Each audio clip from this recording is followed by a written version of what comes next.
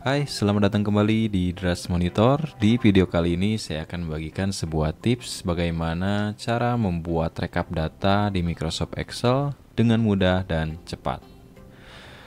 Nah, ini akan sangat bermanfaat sekali bagi Anda yang sering berhadapan dengan data-data yang sangat banyak dan membutuhkan rekap data yang sangat cepat ya.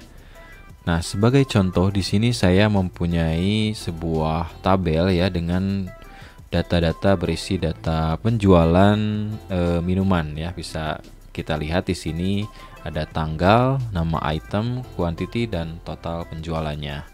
Nah, misalkan di sini kita ingin membuat rekap data di tanggal 1 itu ada berapa jumlah penjualan gitu ya. Nah, kita akan menggunakan fitur yang sudah disediakan oleh Excel itu sendiri. Fitur ini bernama Pivot Table dan teman-teman bisa menemukannya di menu Insert. Di sini ada Pivot Table.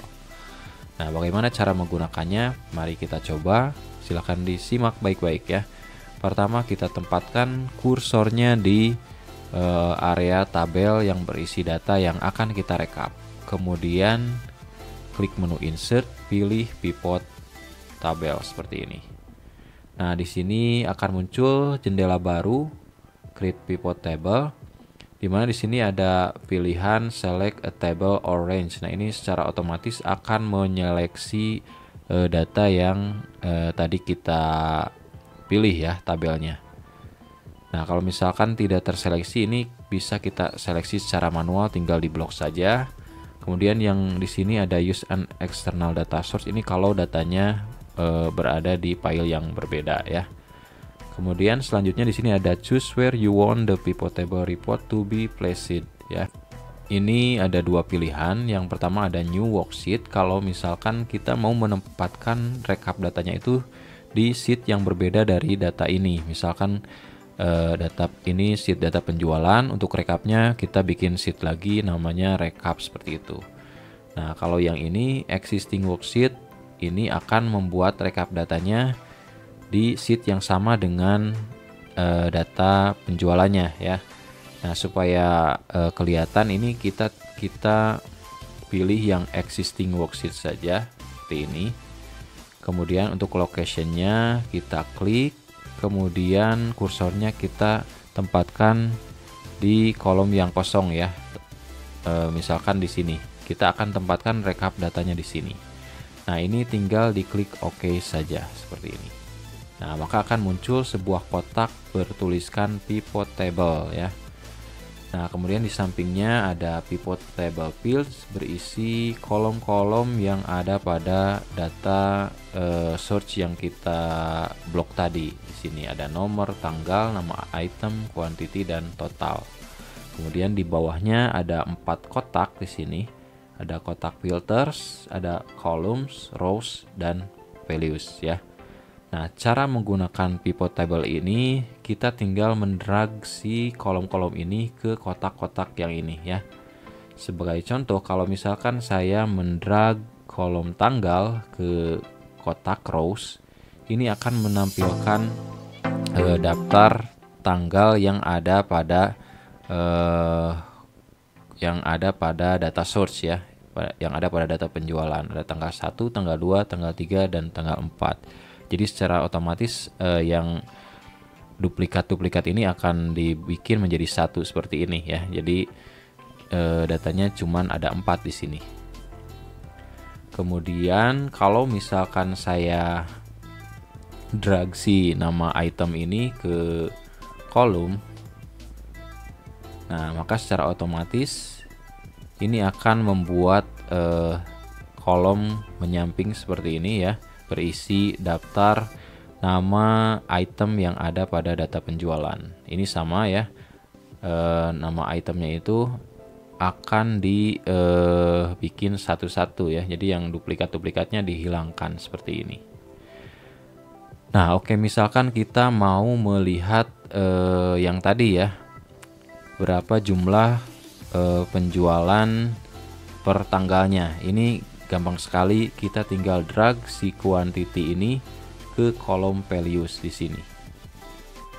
Nah, ini secara otomatis akan muncul di sini quantity dari masing-masing kolom ya, per tanggal. Misalkan ini untuk hot choco ini di tanggal 1 itu ada 1 ya, ada 1 kuantitinya. Kalau kita lihat juga di sini yang hot choco, nah di tanggal 1 memang benar datanya ada 1 ya, seperti itu. Nah, kemudian kalau misalkan kita ingin melihat juga jumlah penjualannya bagaimana, kita tinggal mendrag si totalnya ini ke values juga ya, seperti ini. Nah, maka secara otomatis data penjualannya juga akan data total penjualannya akan ikut dimasukkan ke sini, akan dibikin rekapnya secara otomatis. Nah, dan di sini di paling akhir ada totalnya ya, untuk tanggal 1 ini kita bisa lihat total penjualannya yaitu 183.000, sama seperti tadi dengan total kuantitinya yaitu 15 ya. Supaya lebih mudah kita kasih pembatas ya, kita kasih pembatas untuk ribuan seperti ini. Nah, sekarang lebih enak dilihat ya datanya. Nah, seperti ini.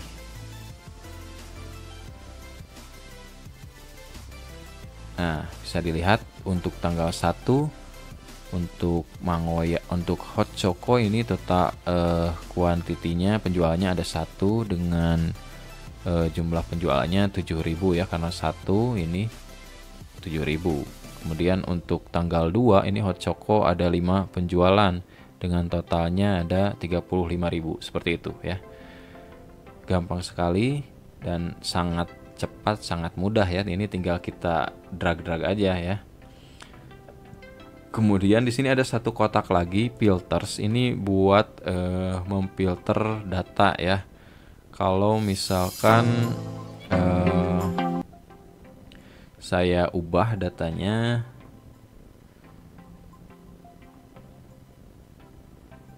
yang nama itemnya saya hapus dulu. Nah, yang nama itemnya saya pindahin ke sini nih, ke filters. Nah, secara otomatis di atas di sini ada nama item. Nah, jadi kita bisa filter datanya di sini. Kalau misalkan mau melihat penjualan yang minuman hot choco, ini tinggal kita klik saja.